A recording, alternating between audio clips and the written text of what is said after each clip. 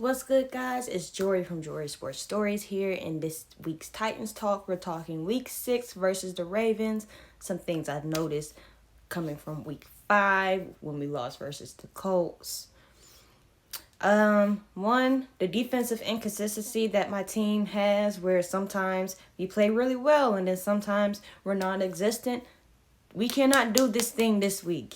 We cannot get over to London and act like the defense don't exist. I can't deal with it this week. 2, one thing we do need to keep at is keep feeding DeAndre Hopkins. I feel like something could pop this game. This game could be kind of the opening of the passing game. If we're being completely honest, I like our chances.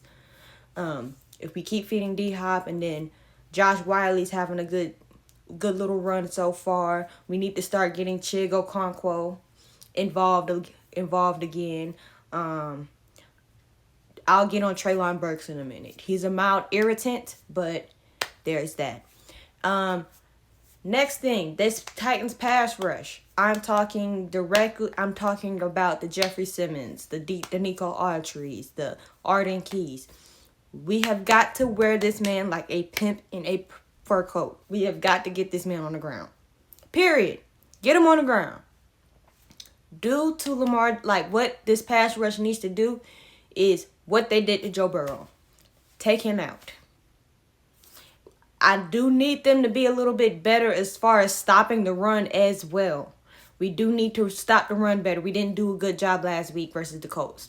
This is what I mean about this inconsistency thing. It needs to stop. Period. Treylon Burks. He is a mild irritant at this point because he can never see the field for whatever reason. He's always hurt. He's nursing an injury. Is he starting to become very injury prone? Because, going into this season, I had him playing like I had envisioned him being on the other side of Hop. 1 and 2. But it's Hop and Nick Westbrook and Keenan. Or Hop and Chris Moore, which they've been producing, but Treylon Burks is a first-round draft pick who cannot see the field. And it's starting to kind of make me mad a little bit, but it is what it is. I can't blame him for being hurt. I can't blame him. He's just, right now, he's a mild irritant. Our offensive line,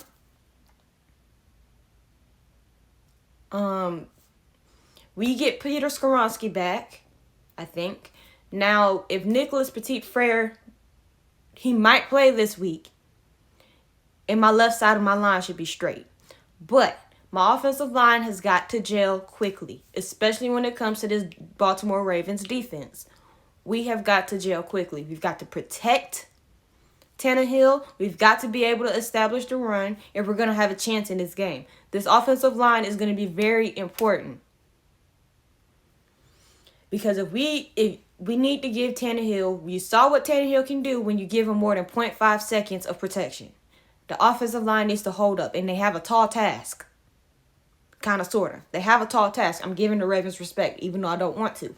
They have a tall task ahead of them. The offensive line is going to be a must. It's going to be a very important key to success. Period. If you like what you heard, you can subscribe to me over on YouTube at Jory Sports Stories. You can follow me on Facebook, also Jory Sports Stories. You can follow me on Twitter at Jory Stories. And if you follow the podcast on Instagram at JD's_sports stories. The podcast is also available on all podcasting platforms like Apple Podcast, iHeart, Spotify for podcasters, Spotify itself, Amazon Music, anywhere you can find podcasts. Just search up Jory Sports Stories. If you like what you heard, go do that. Thank you guys for listening to me today. Y'all have a good one.